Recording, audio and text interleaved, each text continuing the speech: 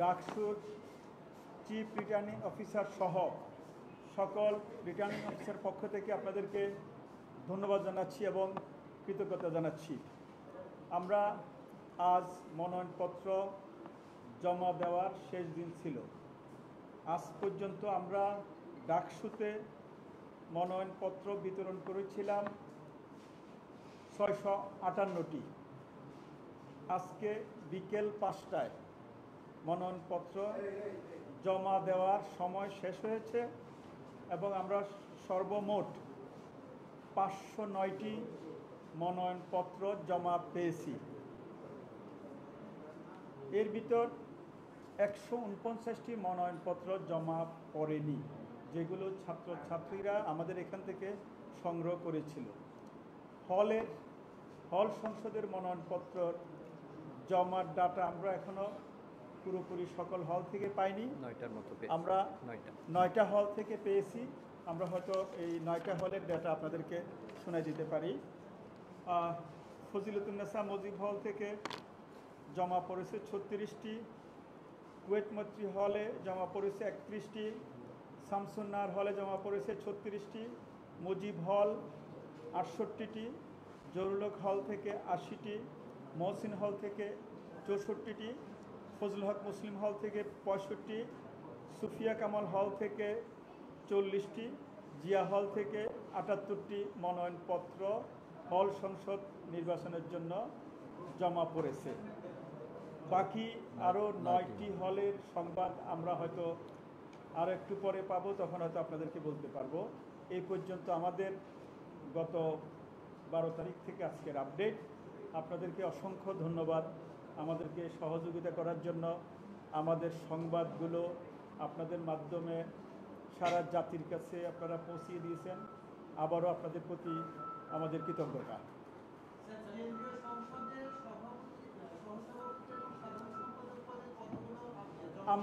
আমরা এই সংবাদটুকু আপনাদেরকে আজকে দেওয়া সম্ভব না।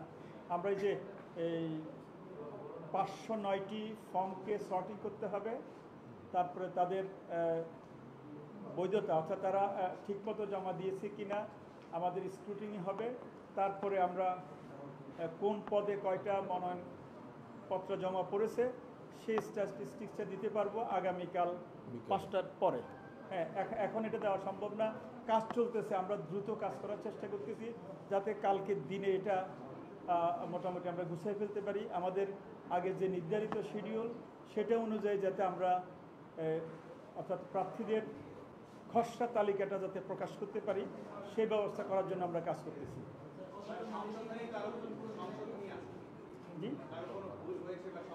না, এখন বলা যাবে না, কাজ চলতেছে। এখন পর্যন্ত একটা দল বলে যাচ্ছে যে নির্বাচন আচরণ বিধি একটি দল করে যাচ্ছে, তো সেই ক্ষেত্রে আপনারা তদন্ত বিষয়টা যে বলেছিলেন আপনারা জানাবেন, এটা নিয়ে এখন পর্যন্ত কোনো সিদ্ধান্ত হয়েছে কিনা, এবং আগামীতে এই যে মনোনয়নের ক্ষেত্রে আপনারা একদিন বাড়িয়েছেন, তো আগামীতে নির্বাচনের ক্ষেত্রে এখন কোনো সিদ্ধান্ত করবেন কিনা বা কোনো দেখছেন কিনা আপনারা আগামীতে কোনো চাপ দেখছেন কিনা বা মারুফ একটু কি রেসপন্স করবেন? হ্যাঁ,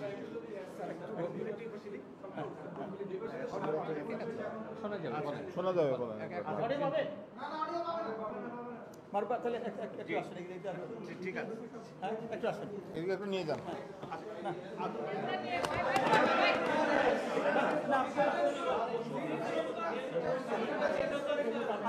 আচ্ছা আমরা আপনি বলেন। ঠিক আছে, আচ্ছা তাহলে আমরা বলে দিচ্ছি। আমরা একটা বিশেষ হলের কথা আপনারা জেনেছেন। আমরা সাথে সাথে তদন্ত কমিটি করেছি, জরুরি মিটিং করে। তদন্ত কমিটি কালকে সারাদিন রিপোর্ট তৈরি করে আমাদের হাতে দিয়েছে রাত্রে। আমরা আজকে এই শিডিউলের কারণে আমরা সেই তদন্ত কমিটির রিপোর্টটা এখনও দেখতে পারি নাই। আমাদের 6টা মিটিং আছে, তদন্ত কমিটির রিপোর্ট কী আসলো তখন সেটা আমরা দেখতে পাবো। আমরা আচরণবিধির বিষয়ে আবারও বলছি, এই পর্যন্ত যেই কয়টা অভিযোগ আপনাদের সামনে তো করেছে তারা, সাথে সাথে আমাদের সম্মানিত কমিশনের সদস্যগণ তাদেরকে সতর্ক করে দিয়েছেন এবং তারা মেনে গেছে। আর কোনো ধরনের আচরণবিধি আপনারাই বলেন কোনো ব্যর্থ হয়েছে কিনা। আচ্ছা, আমরা একটু বলে রাখি যে আচরণবিধি সংক্রান্ত আমাদের দেখার জন্য পরিষ্কার কমিটি আছে। সেই কমিটি আমরা যখনই যে পক্ষই যে ধরনের আচরণবিধি সংক্রান্ত অভিযোগ আনছে আমরা সেই কমিটির কাছে প্রেরণ করছি। সেটা খুব শক্তিশালী একটা কমিটি তারা দ্রুত রেসপন্স করার চেষ্টা করছে। আপনারা জানেন যে আমরা আজকে পর্যন্ত এই মনোনয়নপত্র দাখিল, জমা গ্রহণ এবং এইটা পর্যন্ত ব্যস্ত ছিলাম। এখনো পর্যন্ত ক্যাম্পাসে যে সমস্ত তথ্য আমাদের কাছে আছে, কোথাও খুব বড় রকমের কোনো আচরণবিধির লঙ্ঘনের ঘটনা ঘটেনি। কিছু ঘটেছে, আমরা শুনেছি, সেই অভিযোগগুলো আমরা গ্রহণ করেছি। তার জন্য যে ওই বিধি সংক্রান্ত যে ব্যবস্থা গ্রহণ করার কথা সেটা গ্রহণ করার জন্য নির্ধারিত কমিটি কাজ করছে এবং আপনারা দেখেছেন এবং দেখবেন যে এটা নিয়ে আমাদের নির্বাচন যে টিম, সেই টিমের পক্ষ থেকে ব্যবস্থা গ্রহণ করা হবে। এক সংগঠন এক এক রকমের অভিযোগ করছে। কেউ বলছে হচ্ছে আপনারা শিশু এবং বাচ্চাকে গুরুত্ব দিচ্ছেন বা সুবিধা দিচ্ছেন, আবার তারা বলছে ছাত্রদলকে গুরুত্ব দিচ্ছেন, আবার অন্য বলছে অন্য কাউকে গুরুত্ব দিচ্ছেন। এই ধরনের কোনো ব্যাপার আছে কিনা বা সবার জন্য সমান সুযোগ নিশ্চিত করবার মতো ব্যবস্থা আপনারা নিতে পারছেন? স্যার, এটার সাথে একটু অ্যাড করি, আপনারা এই কারণে কি কোনো চাপে আছেন কিনা আপনারা? না, এই প্রশ্নটা অনেক পুরনো প্রশ্ন। মানে আজকে নমিনেশন সবাই জমা দিয়েছে এবং এটা কিন্তু অলরেডি আপনারা দেখেছেন যে বিশ্ববিদ্যালয়ে যে আমরা যে একটা দিন বাড়িয়েছিলাম সেটার কারণ ব্যাখ্যা করা হয়েছে যে ওই দিন প্রচণ্ড চাপ ছিল। অনেক শিক্ষার্থী শেষ পর্যন্ত হল এবং কেন্দ্রের ফর্ম নিতে আসছেন, হয়তো তারা সংগ্রহ করতে পারেননি। এর সঙ্গে কোনো দলকে সুবিধা দেওয়া বা কোনো পক্ষকে সুবিধা দেওয়ার তো প্রশ্নই আসে না। এটা কিন্তু আমাদের দিক থেকে বারবার বলা হয়েছে এবং এইভাবে অনচ্চারিতভাবে কে বলেছেন বা কার নাম বলেছেন এটা তো আসলে উত্তর দেওয়া আমাদের পক্ষে সম্ভব না। আর এখন থেকে যেহেতু প্রার্থী নিশ্চিত হয়ে যাচ্ছে আগামী 2-1 দিনের মধ্যে, তখন তো আচরণবিধিটা পর্যবেক্ষণ করা আরও সহজ হবে যে কোন প্রার্থী আচরণবিধি লঙ্ঘন করছেন বা করছেন না। আর এর বাইরে তিনি যখন আরও তার নেটওয়ার্কের মধ্যে থাকেন সেটা তো একটা বিস্তৃত বিষয়। তো সুতরাং এখন যত তারা স্পষ্টভাবে কাজ করবেন, কেউ যদি আচরণবিধি লঙ্ঘন করেন এবং সেটা যদি অভিযোগ আকারে আসে, অবশ্যই আমরা সেটা খুব গুরুত্ব দিয়ে দেখব। এবং যে প্রশ্নটা বারবার করছেন, আমরা কোনো পক্ষকেও চিনি না বা কোনো দলকেও চিনি না। এখানে বিশ্ববিদ্যালয়ের বৈধ শিক্ষার্থী, তিনি আমাদের এখানে প্রার্থী হয়েছেন, আমরা এটুকুই বলতে পারি। আজকে মনোনয়নপত্র জমা দেওয়ার পরে অনেকে বলছে যে লেভেল প্লেইং ফিল্ড, সেটা নিয়ে তারা সেটা আপনাদের কাছে করছেন, আমাদের কাছে আমরা যখন নিয়েছি আমাদের কাছে এইটার কোনো অভিযোগ আমরা পাইনি।